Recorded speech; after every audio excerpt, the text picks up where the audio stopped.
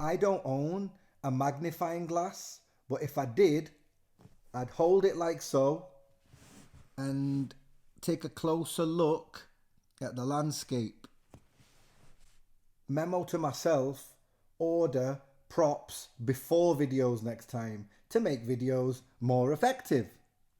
So from tomorrow, which is the 18th of May, Mental Health Awareness Week is starting, and my perception is that it's a way of taking the aforementioned magnifying glass and holding it above the topic of mental health and bringing it to the forefront of everybody's mind.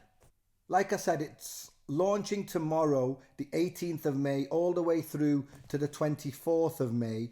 It feels like fate to me because I've literally just started this channel.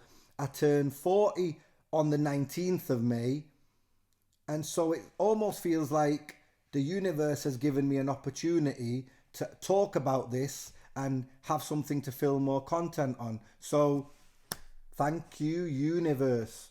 Always, always be thankful. What is it? I don't actually know. I guess you could insert a emoji here. The best way to describe it is it's a week-long worth of virtual discussions, community events, and just basically having conversations around the topic of mental health awareness, positive mental health, and all of that good stuff. Now, I don't want to be the guy that starts this video or this topic in a negative light, but I'm going to say it because it's what I believe and it's my channel. I think it sounds a little bit like a tick box exercise. There, I said it. I'm not talking about the actual intention from the Mental Health Foundation. I feel like their intention is only good, but my experience of such things are that they quickly turn into tick box exercises. You can call me cynical if you want to, that's your right, but my experience of workplaces, community groups, educational establishments are that they're hotbeds of bullying, and a lot of people will use something like this to pretend like they care, yet their everyday behavior, past and future, says the complete opposite of the fact that they care. What I'm saying is that people will manipulate this situation and Mental Health Awareness Week to paint themselves in a good light when in actual fact they're far from good human beings. And the truth of the matter is that if we were surrounded by more good human beings, then less people would have mental health issues in the very first place.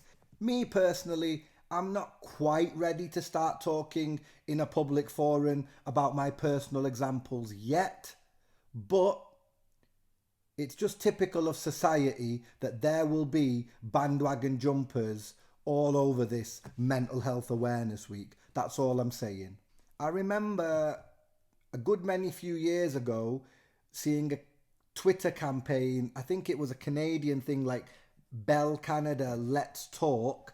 And I was watching wrestling at the time and they kept putting this hashtag up and they kept trying to shove this down my throat, and I ended up just switching the wrestling program off because it sent me under. Like, I didn't want to hear about it every 2 minutes, and that's my fear with this. Believe me, if you suffer from mental health issues, if you've ever suffered from mental health issues, if you live with someone or you're close to someone or you've ever had experience of mental health issues, then they are at the forefront of your mind all the time. You don't need a week like this to raise awareness of it.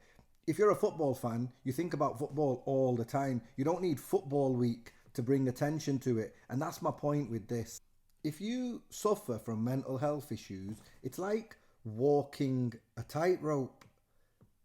And if you take one step wrong, you fall into a dark abyss. That was deep.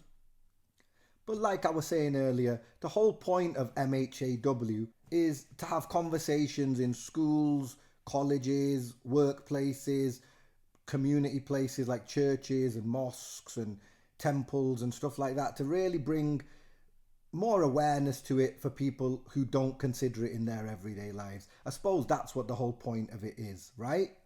But then in response to that, I've got like two burning questions, which are: question number one, are you going to reduce the number of people with mental health issues through Mental Health Awareness Week, or by having conversations about it or raising awareness about it? I think the answer is no, because mental health issues are not an elephant in the room anymore. Everybody knows about them. In 2020, you have to have had some kind of at least direct contact with somebody who's got mental health issues, has had mental health issues, whether that's anxiety, depression, stress, whether that's something that's like neurodevelopmental, like autism or ADHD, or whether it's like, so sorry, I better elaborate. Neurodevelopmental means that when they're young, when people are younger, their brains don't sort of develop certain things, which is what leads to like autism or attention deficit disorder, or like neurocognitive, which is basically where the brain did develop properly, but then later on in life people get things like Alzheimer's or dementia. These are all mental health issues, and we have to have met someone or know someone who knows someone who has had experience firsthand with these kind of things. So it's not like by raising awareness you're actually educating anyone who doesn't know about these things. That's my opinion. So no, in response to my own question, I don't believe that we do end up reducing the number of people who've got mental health issues. But on the flip side, it sounds cliche, but if it can help one person talk about their own issues, or if it can help someone who wasn't thinking about it think of someone else in a better light, and as a result we end up helping someone or saving someone's life, which is the most important point, more life. If we can do that, then it's worth it. So on that note, yeah, it's a good thing. Furthermore, even better than that, if you can teach someone who has a mental health issue to harness what they've got and start using it for outreach or filming a YouTube channel and helping others, which is the plan, by the way, then hats off to you. My hat's staying on though because my hair is brutal right now. Lockdown, no barbers. Look at the back there. Awful. Just a quick one though. The danger of this is that we end up going into a place where by talking about it and by shoving it down people's throats, we end up sending someone under, like the Bell's Let's Talk Canada thing did to me many years ago. So we're back onto that tightrope. Be careful, folks. Be careful. Question number 2, and this is the most important question of them all. Are you going to reduce the number of suicides caused by mental health issues as a result of Mental Health Awareness Week? You would not end your own life and take such a drastic step unless you had some kind of an underlying mental health issue, whether that had been diagnosed or not. So then, if Mental Health Awareness Week is meant to reduce suicides, well, this initiative, Mental Health Awareness Week, has been going on since 2001, and apparently from 2013 until 2018 suicide rates had been declining, but then in 2018 and 2019, which is what we need to be talking about, the here and now, the last couple of years, suicide rates in the UK, I'm talking about, have gone up dramatically. Alarmingly, the largest proportion of suicide deaths are in young males. But the scariest thing to me, as a parent and as someone who is so focused on helping the next generation, is that the suicide rates between 10-year-old people and 24-year-old people has never been higher. I'm speechless. Why? What does it take for a 10-year-old child to commit suicide? An 11, 12, 13, 14? What does it take for anybody to end their life? But for somebody so young and vulnerable and fragile, how do they then take that decision to end their life? That's scary. I need a minute to just pause on that. So, yeah, that hit me.